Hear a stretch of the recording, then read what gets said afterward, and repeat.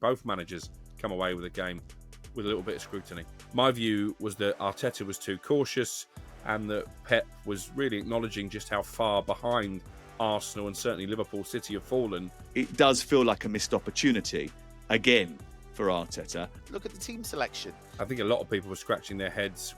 Pep does not want to play like this. There's no doubt in my mind that he has never, ever wanted to do this before. He doesn't want to play like this, but he has the tools to do it, and it nearly worked. And Donnarumma, just by his sheer presence, resorting to time-wasting and Housery from minute 10, pretty much, I think changed Manchester City's mentality. It was so Jose Mourinho. I'm sure he'd be chuckling to himself, watching what Pep's done what.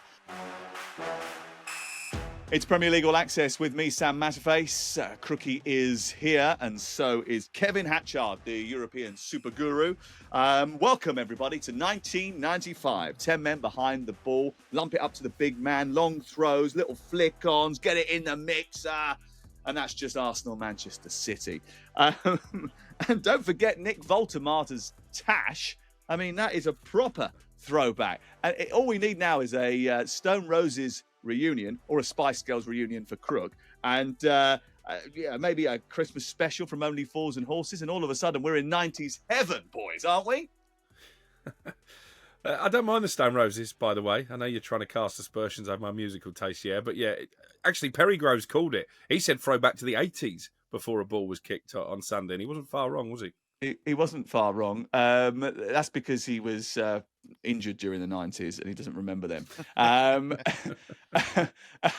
not casting dispersions on your wonderful music taste. I'm just telling the truth, aren't I? You're Stone Roses, how many songs do you know from the Stone Roses? A few, actually. The one that United ran out to. What's that called? This Is the One. Hey, brilliant. Give us another one. That's the I main knew one. he'd be struggling with that second one. I could see it. He was desperate. I Am the Resurrection. Oh, well done. Good Googling. He we like it. was desperate Impressive. for you not to ask that second question. I could see it. Oh, good news. Kev's in good mood as well because Liverpool have opened up a 5-point gap in the Premier League. And look, we'll get into the tactics of it all very shortly. But they had a really busy week, didn't they? And I suppose getting the job done over Everton, which is always not an easy fixture, despite the fact they played 3 games in 7 days at this stage of the season, is pretty impressive. Yeah, I thought they managed the game better than some of the games, although actually it was still a nervy end. And you have to credit Everton for that. But look, winning every game since the Community Shield, and they still haven't clicked. They're still getting players to settle down. I'm sure we'll talk about Vietz. I'm fully confident that's going to come and that he will improve. But yeah, 5 wins out of 5 games without hitting top gear. I think Liverpool fans will absolutely take that. Do you think that we should, I know obviously Kev is a massive Germa fan. Is that the right term?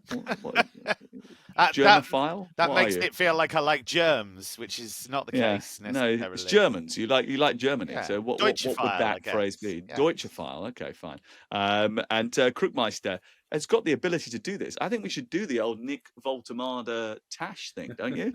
I think that would look good on the podcast. It's very Rudy Fuller, I think. He's obviously taking inspiration from Rudy Fuller because he's got the curls as well, so he could, could make that work. Especially in that Newcastle kit as well, by the way, because I seem to remember the Germans having a sort of green away kit quite similar to that at one stage. Yeah, absolutely. No, they always had a green one, didn't they? For many years, yeah, indeed. Right, okay, should we get into it? Liverpool opening up a 5-point gap, Potter under pressure, Wolves still searching for a win, and Villa still can't get a victory despite the fact they were playing against 10 men. There's loads of controversy in Chelsea, Manchester United. There's the Merseyside derby, and of course, the big one, Arsenal, Manchester City. The Crookmeister and I were there yesterday. Pragmatic Pep, eventually aggressive Arteta, and the big winners, certainly Liverpool. Do we give Mikel Arteta praise for his assertive substitutions, or are the Arsenal fans going to be criticising him for the fact that he didn't start with the attacking battalion that ended the game? Crook. Judging by the mood of the majority of Arsenal fans that I spoke to coming out the ground last night, I think it's the latter. A lot of them were bemoaning the decision to play Mourinho in the number 10, obviously to leave Eberechi on the bench. And I think a lot of people were scratching their heads when the team sheets were handed in about Leandro Trossard starting, because if you look over the course of his Arsenal career, I think he's probably more of an impact sub. I wrote a column on this for the talkSPORT website. It's divided opinion. My view was that Arteta was too cautious and that Pep was really acknowledging just how far behind Arsenal and certainly Liverpool City have fallen by the fact that probably for the first time in his entire career, he decided to park the bus. I think both can be true. I think both managers come away with a game with a little bit of scrutiny. Pep does not want to play like this. There's no doubt in my mind that he has never, ever wanted to do this before, and he has never done it before. But the fact that he decided to put 10 men behind the ball at one stage, we totted it up on air. They had Matheus Nunes, 4 centre-halves, and Nico Gonzalez and Rodri on the field at the same time, trying desperately to see it out. And no Haaland, they'd taken him off, they'd sacrificed him. But there was no doubt he'd come to try and protect that 1-0 lead once they'd got it. What does it tell us about what he thinks about his team? Because 2 weeks ago, he told us that this is not a team in transition. Now he says, at least I've got a transition team. What he means by that is he's got a counter-attacking team. But what does it tell us about where he thinks his level is? I think it tells us that what was working in the first half hour of the game ceased to work. Because I actually thought in the opening exchanges, it looked very much like City. They were pressing high, they were winning the ball, they had those moments, they had that counter-attack that was brilliant. I thought Tijani Reinders with that run and pass for Haaland, sensational. Thought he had a great game.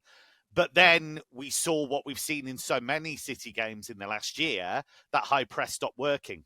And Arsenal were able to play through it. And then what do you do after that?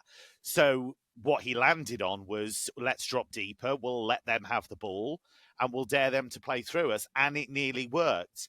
But I think it is a byproduct of the fact that that high press that has been so effective down the years just wasn't working anymore for whatever reason. So he doesn't want to play like this, but he has the tools to do it. Diaz, I thought, was brilliant. Gvardiol alongside him.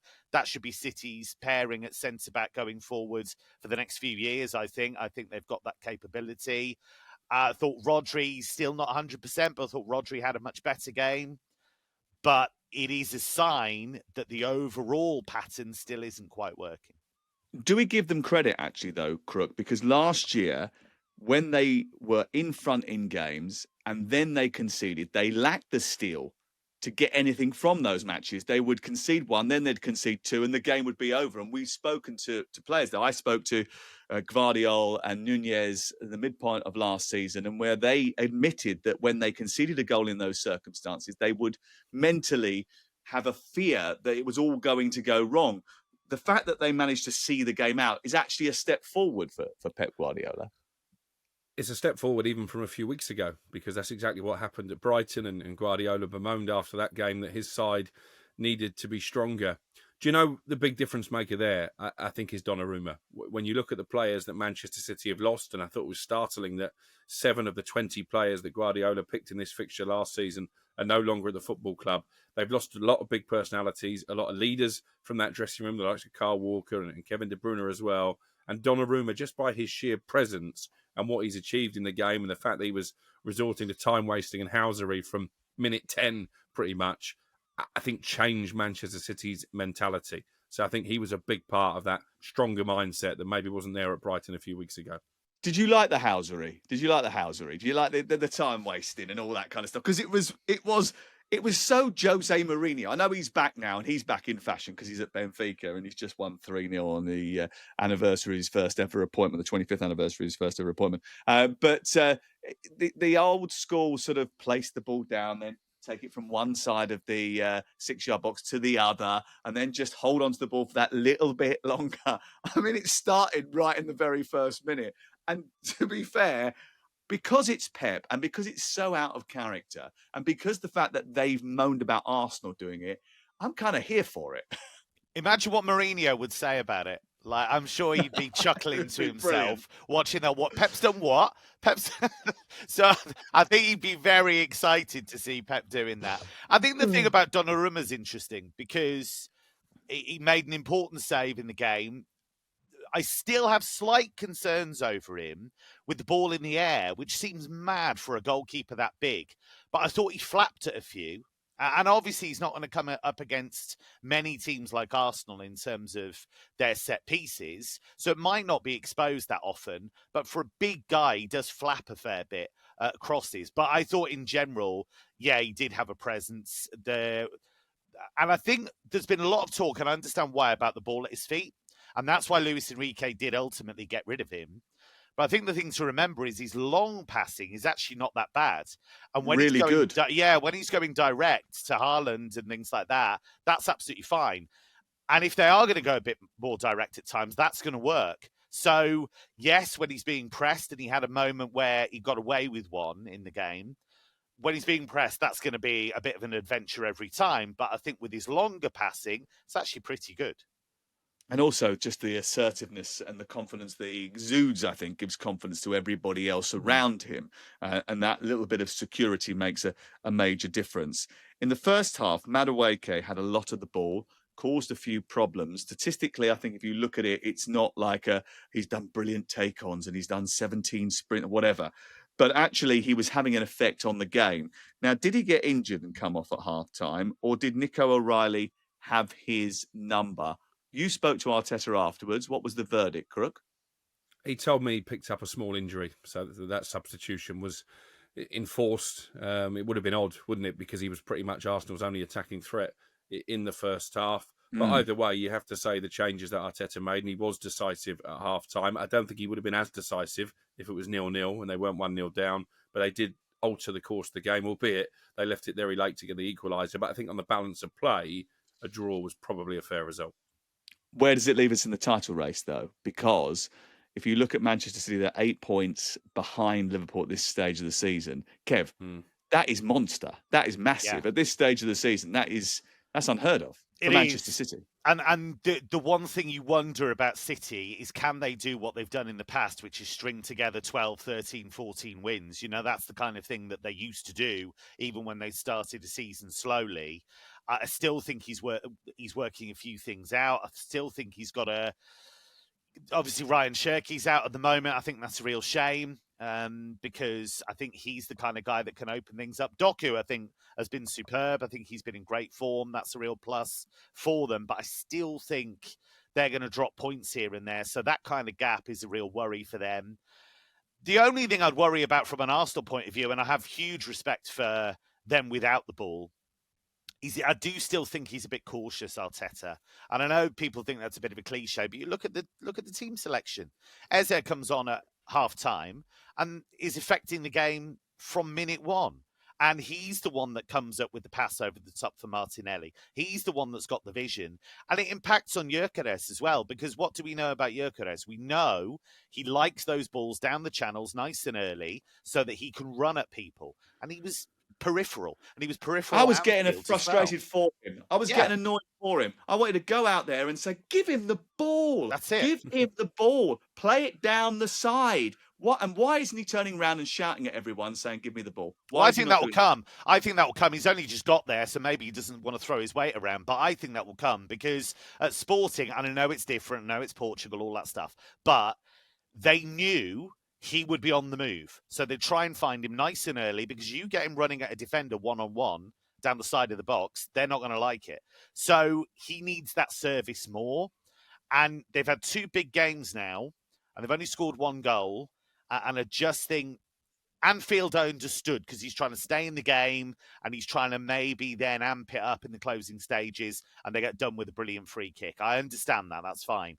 This one I felt was a little bit more unforgivable in the sense that first 45 minutes, they really huffed and puffed. You've got Eze there on the bench. Why is he not starting the game? Well, you've wasted 45 minutes, haven't you? You've put yourself in a situation where you're desperately trying to get a point when you should really be going out and getting 3 at home against a team. Let's be completely clear. We don't really know how good or how bad they are yet, because the teams that they've played have not been able to give us a measure. So it does feel like a missed opportunity again for Arteta. But let's just put it in context, because although they are 5 points behind the leaders, Crook, they have played Manchester United away, they have played Liverpool away, they've played City at home. Their fixture list has been amongst the toughest. So bearing in mind they've had that start, will they be that disappointed with their points total? No, certainly I didn't get the overriding emotion from Arteta that he was disappointed. I mean, he says he's proud of his players every week, but I think he genuinely meant it yesterday. But it doesn't get any easier from here, does it? They go to Newcastle next weekend. Newcastle aren't firing on all cylinders in terms of scoring goals, but still a difficult place to go. Then they've got a couple of London derbies coming up in October, 3 in a row, actually. West Ham at home, who beat them last year, could have a new manager by then. Fulham away, who've caused them problems in the past. And Crystal Palace at home, who never seem to lose. So I think we're going to know a lot more about Arsenal by the end of October. But I do agree with Kev. I felt it at Anfield. They didn't really take the game to Liverpool, and we know Liverpool aren't quite at full throttle as yet. And certainly yesterday, I'd have liked to have seen a more positive Arsenal lineup to ask questions of a Manchester City back line that, to me, still doesn't convince me that they're going to be in the title shake-up come the end of the season. Couple of things. It was great fun being there with Perry Groves, because it's nice to sit with an Arsenal fan who kept telling us, it's coming, don't worry lads, it's coming. And secondly, and we didn't wind him up at all during the game at all. We didn't get on his back at all. And secondly, the Arsenal goal itself was absolutely wonderful. And we were all, I mean, we weren't cheering, but we were all like off our seats, weren't we? Because it was just a brilliant finish from Martinelli. And it was kind of a great end to the game. And if you're a neutral, 1-1, great. If you're a Liverpool fan, I'm sure 1-1 is great as well. I do want to just mention that Manchester City looked very well organised. I think that's the product of 3 games in a row playing with the same 11 for a start. I think there's buy-in. Foden switched out to the right-hand side. He had been playing in the 10 the previous 2 matches. Went out to the right-hand side just to add a little bit of defensive solidity. Like that, everybody obviously understood their jobs yesterday. They were very well choreographed, and it almost worked for them. They got a point. I think they would have been happy about that. But they are 8 points behind Liverpool in the title race. And that's because Liverpool beat Everton by 2 goals to 1. How concerning is it for the rest that Isak isn't ready yet, Vietz isn't playing yet, and Liverpool have still got a couple of gears to go up, Kevin? If you've got Ekitike, then not having Isak in the starting 11's okay, because he's been phenomenal, I think, in the opening. Yeah, I know that, but I'm more worried about the fact that Isak can come back. So you've now got loads of weapons, and everybody else is already 5 points behind, and Liverpool haven't started playing yet. So when they do, then the rest of the league's in trouble, isn't it? Yeah, and look at the midfield options as well, because you've got Szoboszlai can play different positions, different profiles. He can be, more attacking if you want, but he's got such running power that you can drop him in any position. I thought it was great at right back, actually. I thought there's a potential career change for him at some stage down the track. So that's encouraging. McAllister, I think, hasn't been fully fit. They're still easing him in, but he's still impressive. And when you've got Gravenberch playing in the way that he is, and what's impressive about him is it's not just that he breaks up attacks with a minimum of fuss. He's always thinking about being on the move. It's not about stop the attack and give it to somebody else. He gets them moving. And if you look at his time at Ajax, and again, I know the Eredivisie isn't the same standards, but he had that in his locker. He had that ability to score goals. He had that ability to maraud forward and ghost past people. So that midfield looks really encouraging. And then the forward weapons are startling, really. So really encouraging from Liverpool's point of view. I think it's interesting that you talk about the Eredivisie, and I think we do this a lot, actually. We sort of go, well, he played in the Eredivisie, or he played in the Bundesliga, or he played in France. It doesn't necessarily mean it's going to translate. But if you watch those games, you see certain things. And when scouts watch those players, they go, oh, right, well, he does this. Yeah. If he can translate this to the Premier League, then we've got one hell of a player on our hands. And then they'll go and research the player about what his development's like, whether he's quick enough to be able to improve, or whether he's got the right discipline to be able to adapt to the game. And then it's about assimilating him to the league and then moving him forward. If you look at Ryan Gravenberch, I mean, obviously he was always a cultured player, a very good player. You could see that when he was playing at Ajax. But he is arguably one of the best midfield players in the Premier League right now. I mean, not only does he effortlessly break up attacks, but his first pass is always a forward one. He's always looking to get on the front foot. And that finish for the first goal was absolutely terrific. It was very, very good. And I think he deserves a lot of credit. And so does Ekitike, because he was under pressure going into this game, Crook. And he too was absolutely superb in that first half. Yeah, and I've got to say, I enjoyed your commentary for his goal, talking about the fact that his position is under threat. He obviously responded to that, and yeah, it was a brilliantly taken goal. Liverpool fans have taken him to their heart. We were there for the Arsenal game, and they were already serenading him with his own song. So I think it's going to be really fascinating when Isak is up to full speed to see how Arne Slot keeps everybody happy. Just on Gravenberch, I was looking at the transfer fee, 35 million quid they pay for Gravenberch. When you look at some of the money that's been thrown around by clubs in the Premier League, that is bargain of the century, really. And you mentioned they've not hit top gear. I don't think they've had the easiest start to the season fixture-wise. You know, Bournemouth on the opening night, Bournemouth a joint second on the table. They've had a Merseyside derby. They've gone to Newcastle with all the emotions that fixture stirred up because of the Isak situation. They've had Arsenal at home. They've got Palace next, actually, which I think will be fascinating. I'm there for talkSPORT. So they've come through a tricky start to the season with maximum points. I think it's theirs to lose. And they played in the Champions League on a Wednesday night. And they played 3 games in 7 days. And I think you saw evidence of that towards the end of the game too, because they started to slow a little bit and the tempo reduced. Everton, I think we should probably mention quickly, just saying, I think they were much better in the second half. First half, I thought they were off it. They just weren't at the level required to keep tabs on Liverpool. And that's partly down to Liverpool, but it's also the fact that they were just a little bit off the pace. I think once they switched Beto for Barry, they got a little bit better.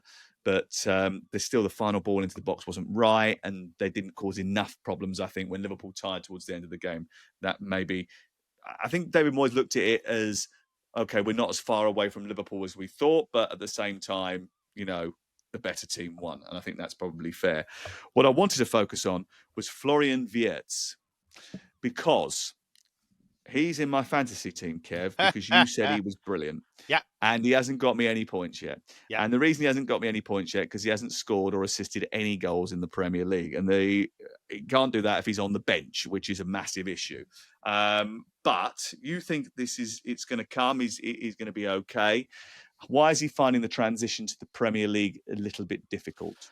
I think 2 things. I think physicality. I think he has been bodied by a fair few players, and he's found that, not that people didn't kick him in Germany, they did, but they couldn't always catch him in Germany because there's a bit more space to play sometimes. So I think that, and I think he'll adjust to the amount of time he has to play. I think that he will take a while to get used to. But I think, again, it goes to what Crookie was saying. Look at the games they've played. You know, Bournemouth, who are pressing demons, so you're never going to get much time to play there. Newcastle away, that was an absolute bear pit. I mean, that was just chaos, that game. Burnley, it certainly was. Burnley, I thought he was better. I thought he had some moments. But again, that was against a team that was really digging in defensively. But it is going to come, because I think if you look at the Atletico game, for example, you know, he should have had a brilliant assist for Salah, but Salah hit the post. There were loads of little moments where he just played the right way of pass, gets people moving. I still think all the nice little touches and nice little ideas are there. They just need to coalesce into something meaningful, like a goal, like an assist. But I don't think he's totally off it. I think it will come. And I think in a few weeks' time, we'll be talking about a player that's at the heart of what Liverpool are doing going forward. So keep him in the draft team, is that what you're saying? Yeah. Maybe leave him a couple of weeks, but it will come. It will come. We have got some receipts when it comes to Kevin and players from the Bundesliga. Timo Werner. Erling Haaland. He's done pretty well. Kevin De Bruyne. It didn't take a genius to work that one out, Kev, did it? Oh, I see. Right, okay. So, what about top Havertz? Players do well. Yeah, Havertz. Havertz. Champions League winner. Arsenal's title challenge fell apart when he got injured, I seem to remember, last season. Yeah. There you go. Bundesliga ambassador. You could be the German ambassador to England, couldn't you, actually? I could. I've actually met him. He's a very nice man. So I don't want to replace him. I wouldn't want to replace him. If I'm FA Sam, then he's DFB Kev, isn't he? Absolutely. And proudly so. Yeah, look, it'll come with Vietz. He's top. He's a top player. And Ekitike's doing well. He came from the Bundesliga. Said he'd be good. Hey, he's brilliant. I love him. I absolutely love him. He's in my draft league as well. I absolutely love Ekitike. And kind of because of the hair, I like the hair. I like the fact that it's Well, sort he's of cool like as well, right? that permed blonde hair, and the way he moves, and the fact that he just takes the ball and he's got great manipulation of the football, even though he's very tall. Do you know what I mean? I mean, look at Crook. I mean, Crook's just an out and out bludgeon striker because he's 6 foot whatever, and just there. Just not taking any nonsense. Whereas Ekatike is tall and wiry, and he just wriggles into every gap. I just think he's fantastic. Great command of the football. Right, let's talk about a game that was really high on quality. Manchester United against Chelsea. And Crookmeister is absolutely delighted. Here we go. Crookie, go on, have your moment. Have your moment first of all. I've got a bit of a rant to have about this game, so you go first because Chelsea beaten by Manchester United. I think I told you this was going to happen. I was the only one on Friday on our show with Troy Deeney that said it was going to happen. You were like, "Don't be ridiculous, don't be ridiculous." It did happen because it always happens. This is what happens when Chelsea go to Old Trafford. Yeah, I think you predicted that Chelsea wouldn't win, whereas most of us had it down as an away banker. I tried to avoid this game. And it was only when I was walking through, I just couldn't face it. I was walking through a press room at Brighton after covering the game against Spurs. And one of the other journalists said, well, even your lot can't mess this up now. I said, what do you mean? And they said, well, Robert Sanchez has just been sent off. So I got reeled in, listened to the game on the radio on the way home. And I got home, I think, 75 minutes. And then, of course, Chalobah scores. And I said to Mrs. Crook, they're going to get another goal here.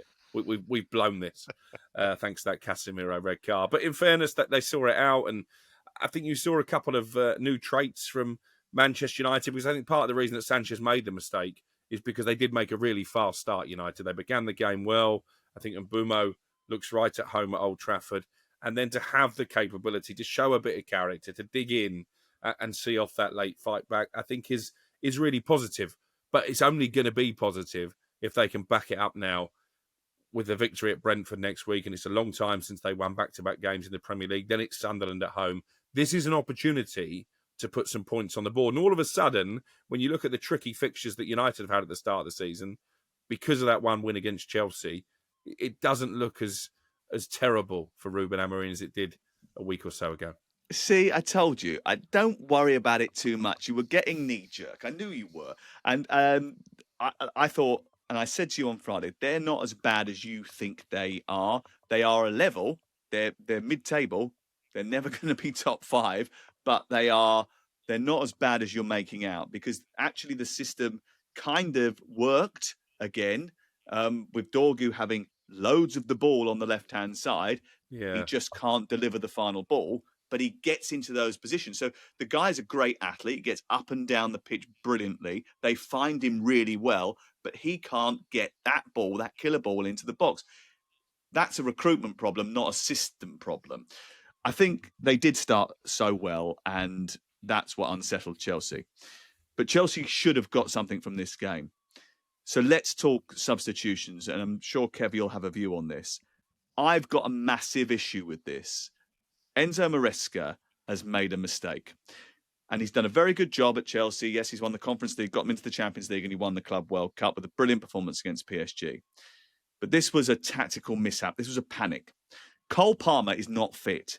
He missed the game against West Ham United. I was doing the game against Bayern Munich, and he was injured during that match with a groin problem. He's definitely not 100%.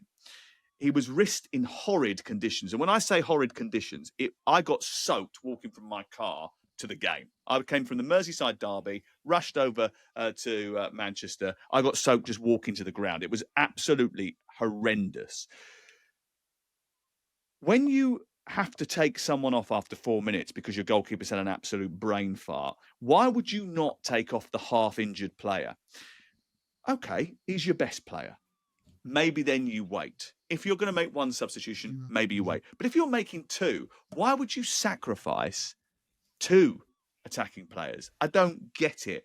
And also, when as a manager later on down the line, you have to make a different substitution because the game has got away from you and you need an equaliser, why on earth are you bringing on a guy that is a teenager and you tried to sell to Fulham 3 weeks ago ahead of £49 million worth of investment in Alejandro Garnacho, who I think probably has got a bit of a point to prove at Old Trafford, and Jamie Gittings, who you spent 45 million quid on? I just don't get it. Explain it to me, Kev. Yeah, I mean, I did think it was odd, the whole Palmer thing. And he came out afterwards, didn't he? And he said, oh, Cole made a great effort for the team, for his teammates. Well, hang on. You're supposed to be his guardian, effectively. If you don't think he's fit, then don't play him. And certainly, you know, if they got him to soldier on for a bit longer, fine. But they hauled him off after 20 minutes anyway. So he didn't seem in control of that process at all. And you mentioned Gittins.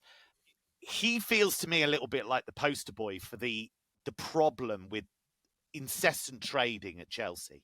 Because what you have is you have a situation where you bring in young players. And look, I've watched Jamie a lot. I really like him. I think that there's a lot there. But the problem is he needs games and he needs a run of games. And actually, towards the end at Dortmund, he wasn't getting that because Kovac changed the system, didn't really fit a winger. So he wasn't necessarily playing. So if you're going to spend a load of money on a guy like that, you need to play him, and you need to play him quite regularly. And I just think, how is he supposed to get any kind of confidence when he doesn't feel secure at all? And obviously, they made that change early on anyway because Sanchez got sent off. But I think it kind of then blooms into something else. If Nicholas Jackson had still been part of this squad, he would have been involved and he would have had the option to bring him on and try and change the game that way. He did not want to stay because they brought guys in and said, we don't need you anymore, you can go. And so he was desperate to go to Bayern. I still think that's a weird move. I'm still not sure that's going to work out long term, but I understand why he wanted a change. And I just think if everyone apart from Cole Palmer doesn't feel secure and thinks they're going to be either replaced by somebody else or kicked out at some stage, how can you really build anything long term? So yes, I get it. Chelsea have won things. I understand that. But I think if they're going to get to where they want to get to, which is challenging for a Premier League title, I think they've really got to think about the stability of their trading, because we pat them on the back for selling players and making money. But I just think it just adds to a bit of instability. Yeah, it's all a game. It's all a game. It's all about numbers, and it's all about moving pieces around on the P&L sheet in order to avoid a PSR deduction, right? Because if you buy loads of players, you can spread that cost over the length of the contract, or 5 years, the first 5 years of the contract. If you sell loads of players, it goes straight to the bottom line. So you're constantly churning over money so that you don't end up falling foul of the PSR regulation. By buying a load and selling a load, you can constantly do that. You can play the game. That's what it is. It's a game. It's just a big game in order to avoid PSR deductions and be able to still trade. I think the other thing is, and a lot of Chelsea fans are getting a little bit sort of irate about this, is that people suggesting that everyone's waiting to jump on Enzo Maresca as soon as he makes a mistake because, you know, there's people that have got it out for him. I don't think that's necessarily true. I was never 100% sure that he is of a top level, but then I don't think Chelsea are fighting at the top level at the moment. I don't think they are. I don't think they've got a top level squad, as we've already identified. There's a lot of young players there, a lot of them who don't feel secure in their positions, but they've won just 2 of their opening 6 games, and they shouldn't have beat Fulham. And the other win that they've picked up this season is against West Ham. And Crook, largely, that probably shouldn't count. So in terms of like a massive sort of like thumbs up, because everybody beats West Ham. So how do you assess their start to the season? Because from my point of view, I think it's been quite a poor start. Yeah, I think I said to you yesterday, underwhelming, bearing in mind that I was one of those who was touting Chelsea as potential title contenders. I didn't think they'd win it, but I did think at a double-figure price with a lot of bookmakers, they were being overlooked in the market. But they're 7 points behind Liverpool. I think they're going to drop points because of naivety, which is the word I think you used when they lost to Bayern in the Champions League in midweek. And again, that comes from the lack of leaders, the lack of characters, the lack of personality in the dressing room. And the goalkeeper is a prime example of that. I've been waxing lyrical about Gigi Donnarumma. He was a name that we put to Chelsea quite early in the transfer window when it became clear that he was going to leave PSG. And the message we got back was, no, our goalkeeping department is fine. It clearly isn't fine. Robert Sanchez is clearly not a goalkeeper who is going to help you challenge for Premier League titles and Champions League crowns. Jurgensen's come on and not covered himself in glory. So the 2 big positions they've overlooked for me is the goalkeeper and the centre of defence. Obviously, Fofana played at the weekend, didn't really look fit, isn't really ever fit. I'm not sold on tossing Adebayo at the top level either. So they've not replaced Levi Colwill. So I think with all the money they've spent, there's still a couple of glaring holes in the squad, and they do need a bit of experience for games like the weekend, because just because you go down to 10 men, as Sunderland proved, you don't have to roll over. And Chelsea, for a period in that game, until Casemiro got sent off, did roll over. They were so chaotic. They were awful in that first half because they just don't, as you said, they don't have the experience. And that is a major flaw in the whole recruitment process, the whole moving of counters around. The fact is there's no experience. They wouldn't buy Donnarumma. He's far too old for Chelsea. What is he, 26?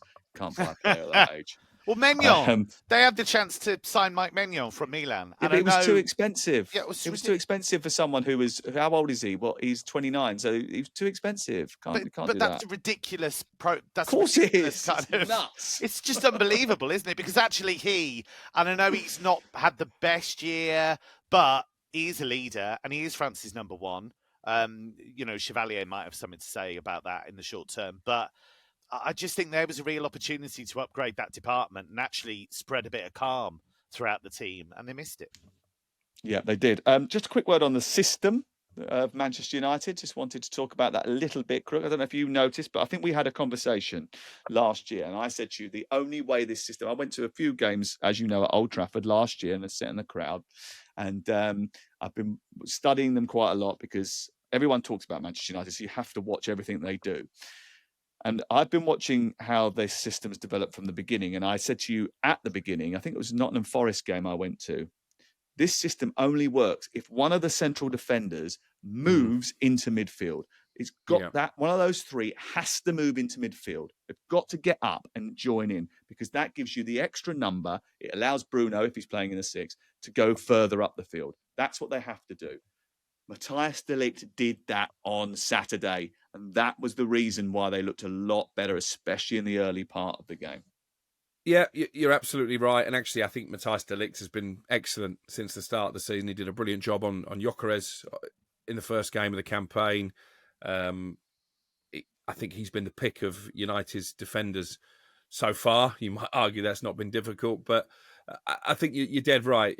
You need bravery in this system. You need someone who is willing to be confident in carrying the ball up from the back, making an extra man in midfield, and clearly he is the man that's been tasked with doing that. I think that Sandro Martinez can do it as well when he finally gets fit, because obviously he's played in midfield. So, yeah, for once, the system wasn't the problem for Manchester United. One little critique of Ruben Amorim. Oh, here we go. He did it again, didn't he? 20 minutes to go, he changes one of the central defenders. He took off Harry Maguire. I don't understand, because if you're playing with 3 centre-backs, unless you are Matthias de Ligt, who's being asked to come into midfield, they're not using that much energy. And obviously they've conceded from a cross. I don't know if Harry Maguire was there that he heads the ball away, but I suggest they had a better chance of doing so. Just stop changing the back 3, 20 minutes to go in every game, Ruben. You don't need to do it. I'm so pleased. This is peak Crook flip-flop, isn't it, Kev? He's now bemoaning the fact that Harry Maguire was taken off. We'd have never thought that, would we? We'd have never thought that. It is a weird thing to do. It does kind of sow instability. But I thought Amorim said something really interesting, actually. And it was only a little thing that he said, but it really made me take notice. He was talking about the crowd. He got asked about the crowd. And he said, the crowd we can always rely on if we give 100%, if we run, if we fight, if we tackle. And I feel like that's been a running theme all the way through. A little bit like Ancelotti when he was at Real Madrid. He used to say similar things every so often. He'd say, look, when we give 100%, when we run, when we do all the things I'm telling you to do in the week, then we can get results. And I thought that was really telling, because that suggests to me he thinks that doesn't happen. And it certainly didn't happen at stages in the derby against City. They were far too pliant, far too obliging. And I think that should be a basic. I mean, can you imagine, the one thing you know about Arteta and Arsenal, the one thing you know about Slot and Liverpool, they'll run. They'll run, they'll fight, they'll tackle, all that stuff. Some of the technical stuff might not work, but the effort is a non-negotiable. So I thought that was really telling. Let's switch gears now and look at the bottom of the table because Aston Villa and Wolves are still waiting for a win and Graham Potter is still under pressure. Do you still think you're the right man for the job? Yes. Even though we've had a poor start to the season? Yes. Fair enough. No, I mean, listen, I asked the question, you answered it. Fair enough. I do want to talk about Wolves and Aston Villa, but I think we should probably start with Graham Potter and West Ham United. The Moose got a little bit of stick for asking a question to Graham Potter, but, you know, what was he going to do? Not ask him if he still thinks he's the right man for the job, or that he, you know, whether or not he's under pressure. Of course he had to ask that question. And Graham was always going to turn around and say that he felt that he could take it, but you have to ask it. That is just the rules of the game. You know, I don't really understand the fuss about that, but he is under pressure. Is he going to survive, Crook? Not long term. I think this is almost rinse and repeat when it comes to West Ham. Julian Lopetegui knew a long time before he was actually fired that he was going to be fired. We knew a long time before he was actually fired that he was going to be fired. It was the same. The worst thing was we knew David before Moyes. He knew. Well, exactly. And West Ham have been doing it again. You know, David Sullivan has spoken to Slaven Bilic. Karen Brady has met, I'm told, with Nuno Espirito Santo. Gary O'Neill, I think, has held some conversations as well. So when that's happening, the writing is on the wall. I think the question is when and not if they part company with Graham Potter. They've got two really difficult games coming up, haven't they? West Ham, they go to Everton live on talkSPORT next Monday, and there will be some irony in David Moyes administering the last rites to another West Ham manager. And then it's Arsenal away from home. So I think that the question that David Sullivan is asking himself, is there any point in bringing in a manager now, or do we just limp on until the international break? But it's 6 wins in 25 now for Graham Potter. They're easy to play against. I don't see any mitigating circumstances, really, for keeping him in a job. And I don't really understand why he was surprised to be asked about his future, because his record is appalling. You were shaking your head whilst Crook was listing the people that West Ham have allegedly spoken to. Why, Kevin? Because of all the different voices talking to all the different people. And I think that goes to the heart of the issue. That if you look at when Tim Steiten was there as sporting director, you had Moyes saying one thing, Steiten saying one thing, Sullivan saying another.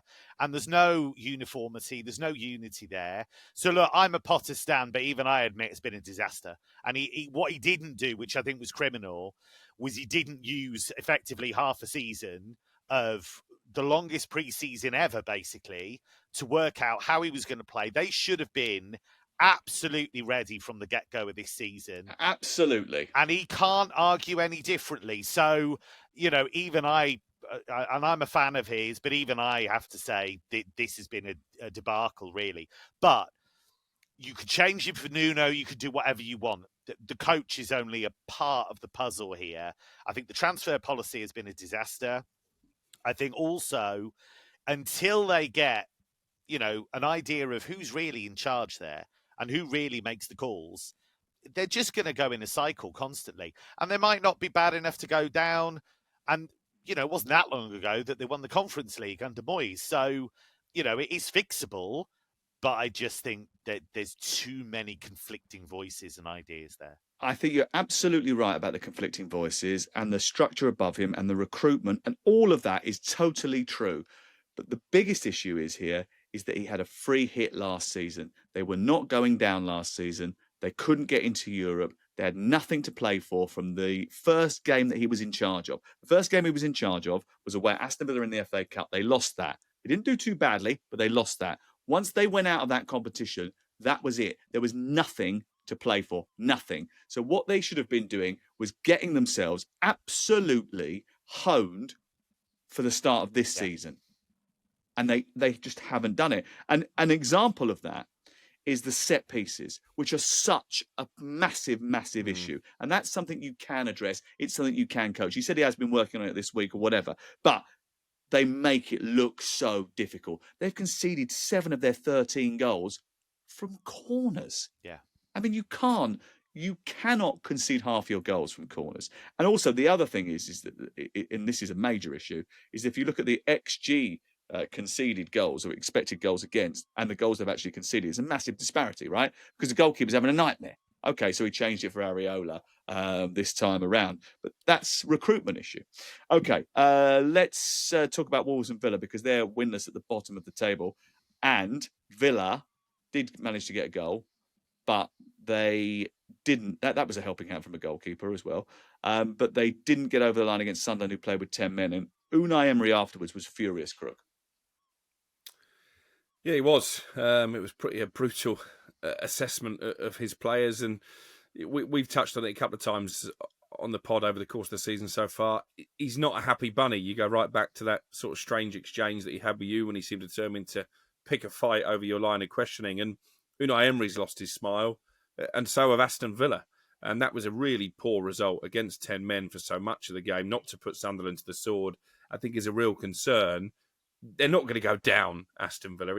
We're talking about relegation battles here, and they've certainly got too much quality for that. But it is a dramatic drop-off, isn't it, when you think the manager is the same, the bulk of the players are the same that came so close to qualifying for the Champions League last season, did qualify for the Champions League the season before. They look like a team who've completely lost their way, and maybe for the first time in his tenure, because it's been all positive to this point, there are question marks being asked about Unai Emery. And does he have the ability to motivate this set of players to get out their slump? Yeah, and I'm not sure that's entirely fair, Kevin, because when I look at the team sheet from yesterday's game and I look at a team sheet from the middle part of last season, I think, well, this team's gone backwards, not forwards, in terms of the quality of personnel. Yeah, I think that's fair to say. I think they've got some really good technical players in there. But I think I just wonder whether all the talk of PSR has kind of ended up being a little bit of an excuse, because they haven't been able to build in the way that they wanted. I get that. And we've spoken many, many times about how those rules need to be rewritten. And it does penalise some teams who want to be ambitious and want to get up to the level. But there's still enough quality and experience in that squad to produce a much better performance than the one that they showed. I thought what was really interesting was that, one of the politest men in football, but he was absolutely seething, wasn't he? And he talked about, yes, the new players need adaptation. He picked out Harvey Elliott, playing passes too quickly, trying to force things when it was 11 against 10. So, he pointed that out, but he said, look, a lot of these guys have been with me for a long time, and they're not following the principles that we lay down. So I think the result, fine, that can happen sometimes. But it was the performance, and it was he's all about patterns. He's all about structure. That's what he's drilling into players time and time again. If they don't follow that, the whole thing starts to fall apart. And I just think you're absolutely right. It's going to be about whether he can motivate them. Are they still listening to that message? Because if they're not, he's going to have to wait until January to change things, because otherwise he's going to have to go. And I don't think that's the right call for them. No, I agree with you. And I feel like they're in a little bit of a cycle where they haven't refreshed the squad properly. With all due respect to Emi Buendia, I think he's a talented little player, but they didn't want him last year. No. So, him being in the starting lineup seems a little bit strange, especially when you've got Harvey Elliott on the bench. Morgan Rogers hasn't lived up to the first part of last season. The back end of last season, quiet. Beginning of this season, very quiet as well. And you've got Ollie Watkins, who cannot find the net, Crook. And that is a real problem, isn't it? Yeah, and he missed a big opportunity late in the game. But again, maybe that comes down to recruitment. They've not really replaced John Duran. I think it's Scott Minto, as it was mentioned a couple of times, that Ollie Watkins is at his best when he's got genuine competition. He had Duran, then Rashford came in. At the moment, maybe he's got a little bit too comfortable. But the player has to take responsibility, because he was next in line to Harry Kane at the European Championships. He would want to be next in line to Harry Kane at the World Cup. At the moment, if he doesn't find his form, he might well find himself out of Thomas Tuchel's thinking altogether. What do you think about the reasons behind him not scoring, Kevin? Because it isn't service, is it? Because he's missing chances. So is it a confidence issue? Is it a technical problem? Yeah, I think it is a strange one, because, as you say, he's getting chances. It's not like he's going through games and only getting half a chance here, half a chance there. I think that can happen to all but the best strikers. The reason we talk about Kane and Haaland and Lewandowski and Mbappe is that they pretty much hit the level each and every time. For the rest, it's a bit more difficult than that, and they are going to have peaks and troughs.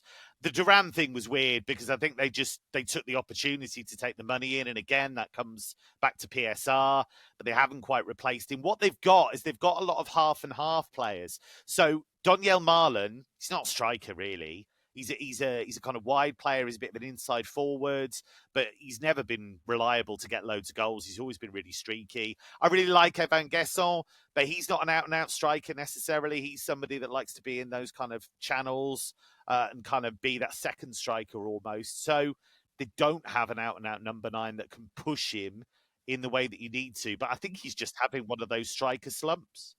And he's not really an out-and-out number 9, is he? I mean, he came through the ranks winger, at Exeter and Brentford, and he was a winger. Yeah. So, like, you know, he's a converted centre forward himself.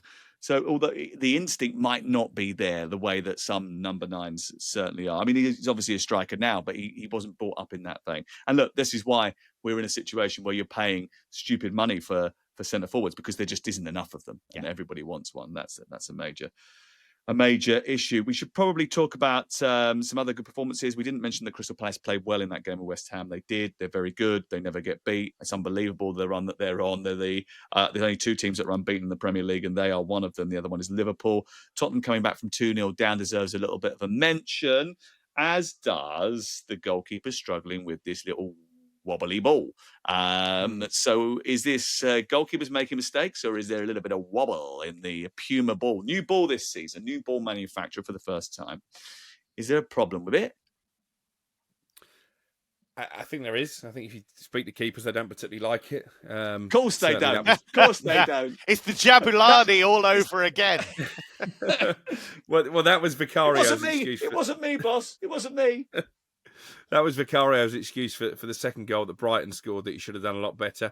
I'm going to be very critical of Jose Sarr, actually. I've spoken to a couple of former goalkeepers, professional goalkeepers, and they agree with me. I think he could have done better with all 3 Leeds goals. The first one is a good header, but he's got plenty of time to get to the corner. The second one, it's his side, and it's a brilliant free kick. But again, I think he'd do more to save it. The third one, I think he gets his angles wrong. And I've been doing a bit of digging into this.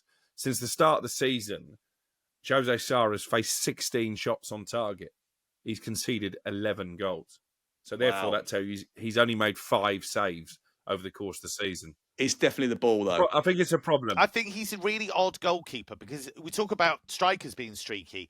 He's super streaky. When he's brilliant, he's amazing. Like, he'll go on these long runs where he's like saving everything. And then you look at some of his post-shot XG data and stuff, and you think, wow, almost everything's going in against him. Yeah. So he does have those runs where, you know, maybe it's a confidence thing. Who knows? I think Vicario should definitely save the Iari shot. Because he does get a hand across to it, although it's a great hit. But even Iari said afterwards, "Yeah, I've done better than that. I've hit better shots than that." It's from a 45-degree angle. Yeah. I mean, so I think he should get across to that. I think Roofs is a weird one, because I think sees that quite late, and it does swerve. But does he? The technique is weird. He tries to punch. Yeah, that was a goalkeeping error. So look, I just get used to it.